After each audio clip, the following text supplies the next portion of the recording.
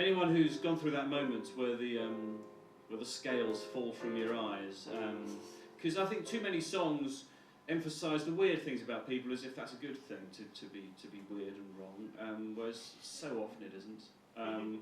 I mean, songs just generally, that's their default position, you know, sort of the way you wear your hat, the way you sip your tea. Oh, they can't take that away from me. But there's only really one way to wear a hat.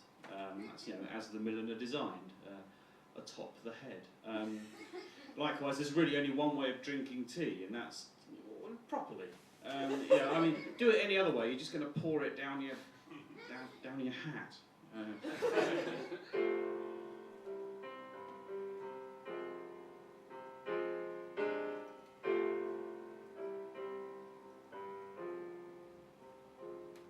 When you love someone, you love her imperfections, all those tiny little things that make her her. But when she's gone, you need those imperfections to remind you every day that she was weird. Those lovable things aren't so very lovable. You loved her, she was different from the others, 'cause the others, they were normal. She didn't live like anyone you'd ever met. It was fascinating just watching her be. Then you realised there's only one of her, but there are millions of the others. She's just wrong. Those lovable things are simply idiotic. There's a right way for a reason. Don't ignore the line that separates quirky from incompetent.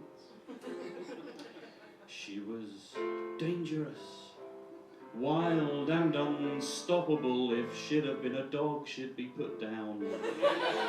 Unpredictable is an overkind description. Unreliable is closer to the truth.